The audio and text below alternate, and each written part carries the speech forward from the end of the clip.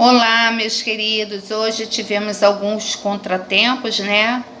Na aula de história, na live. Ficamos sem luz, sem internet. E agora que eu estou podendo gravar a aula para vocês, tá? Então, eu vou dar continuidade, né? À nossa aula de história. Cidadania Passos Lentos, que começa na página 27, vai até 29, e depois nós vamos fazer juntos a página 35, 37 e 38. Então vamos lá no nosso livro. Cidadania a Passos Lentos. E a população? A participação política da maior parte dos brasileiros ficava limitada. Agora vocês vão marcar aí. Os mais pobres, assim como os escravizados, as mulheres e os indígenas, não chegaram a ser mencionados de maneira específica na Constituição. Até aí só. Eles não podiam votar e praticamente não tinham participação política. A cidadania naquelas primeiras décadas do século XIX andava ainda a passos lentos. Agora vocês vão marcar. De todo modo, a Constituição de 1824 trouxe outra novidade que afetaria a vida dos brasileiros. Um dos artigos dizia que a instrução primária seria gratuita e todos os cidadãos, e dizia que o governo estabeleceria com o tempo colégios e universidades do país.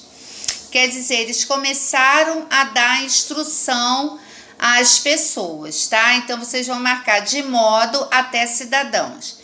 E dizia que o governo estabeleceria com o tempo colégios, universidades pelo país.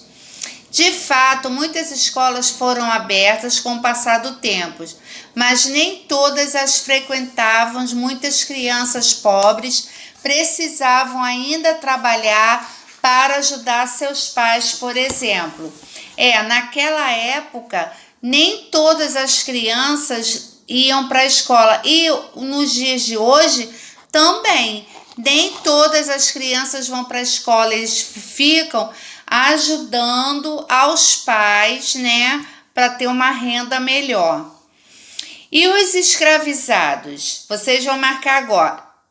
No século XIX, no Brasil, os afrodescendentes livres podiam frequentar a escola, mas eram poucos, e os que conseguiram, já os escravizados, não era permitido o acesso ao ensino formal.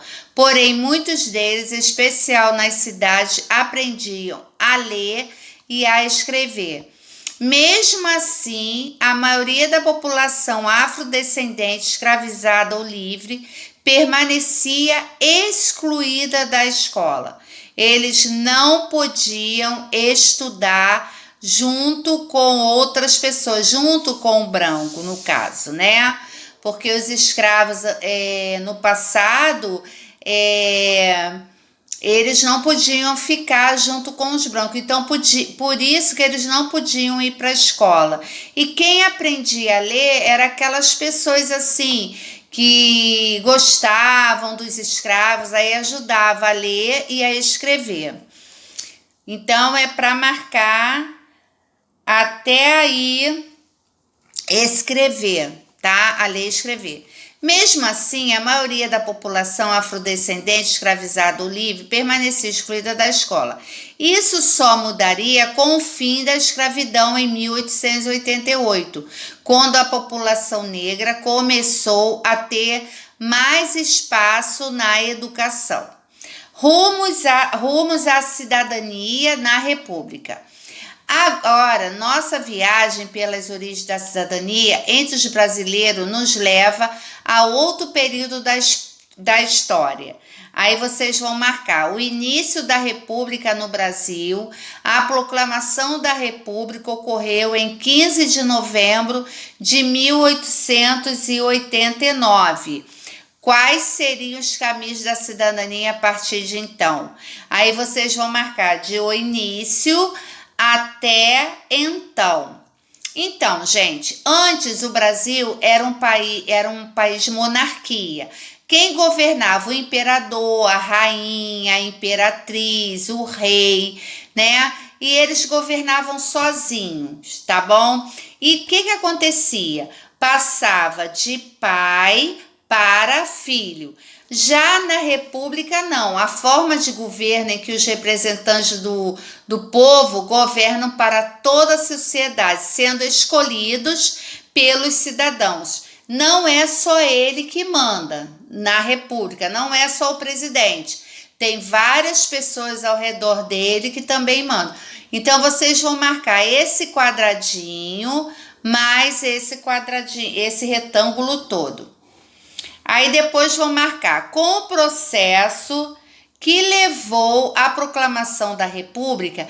Em 1889, o país passou de ser uma monarquia e passou a ser governado por um presidente, que no caso foi Marechal Deodoro da Fonseca, porque foi ele que proclamou a República e foi o primeiro presidente do Brasil, mas não por muito tempo, tá? Deodoro foi escolhido entre um grupo de militares que havia ajudado a derrubar a monarquia no Brasil. No entanto, ele tentou fechar o Congresso Nacional e concentrar os poderes em suas mãos. Não podia fazer isso. E foi obrigado a renunciar. Quem posteriormente assumiu a presidência foi seu vice, que foi Floriano Peixoto, que ficou no cargo entre 1891 e 1894. É para marcar até aí.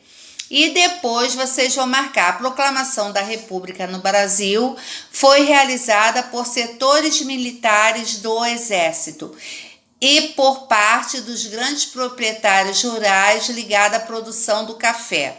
Novamente, as pessoas comuns, os humildes e os mais pobres não tiveram praticamente participação nesse processo. Vocês só vão marcar de a proclamação da República até café. Aí depois vocês vão fazer o jogo rápido, respondendo o número 1 e o número 2. Depois vocês vão lá para a página 35 e responder algumas questões aqui. Depois a 37 e por final a 38. Tá bom, meus amores? Então, é isso que foi a nossa aula de história, tá? Façam as atividades, não deixem de fazer. Na próxima live eu vou estar dando nova matéria e vou estar corrigindo essas atividades complementares, tá bom? Tchau, tchau. Até daqui a pouco.